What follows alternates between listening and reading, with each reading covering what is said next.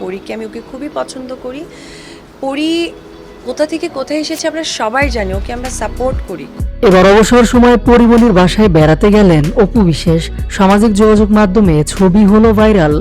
শিক্ষার্থীদের কোটা আন্দোলনকে কেন্দ্র করে বেশ কয়েকদিন হলো দেশের পরিস্থিতি ভালো না। দেশের এই পরিস্থিতির মধ্যে আবার ইন্টারনেট ছিল না, তাই তো তারকা শিল্পীরা এক কথায় বলতে গেলে অবসর সময় পার করছেন।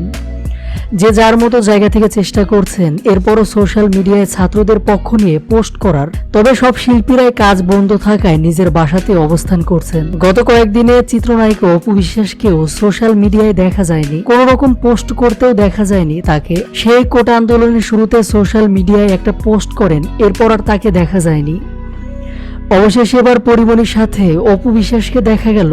আজকে বৃষ্টির দিনে পরিমণির বাসায় বেড়াতে গেছেন অপু বিশ্বাস, যে দৃশ্য সোশ্যাল মিডিয়ায় ভাইরাল হয়েছে।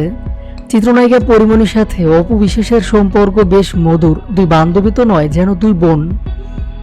পরিমণিকে খুব পছন্দ করে, ভালোবাসে অপু বিশ্বাস, আবার অপু বিশ্বাসকেও ভালোবাসে পরিমণি। তাই তো মাঝে মধ্যেই অপু বিশ্বাসের বাড়িতে বেড়াতে আসেন পরিমণি, আবার পরীর বাসায় তিনিও বেড়াতে যান। সেসব দৃশ্য আবার সোশ্যাল মিডিয়ায় ছড়িয়ে পড়ে।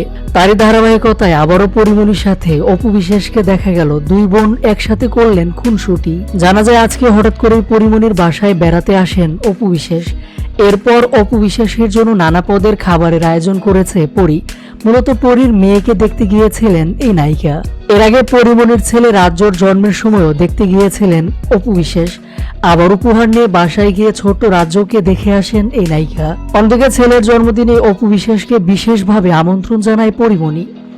সব মিলে বোঝা যাচ্ছে পরিমণি আর অপু বিশ্বাসের মধ্যে সম্পর্কটা কতটা ভালো।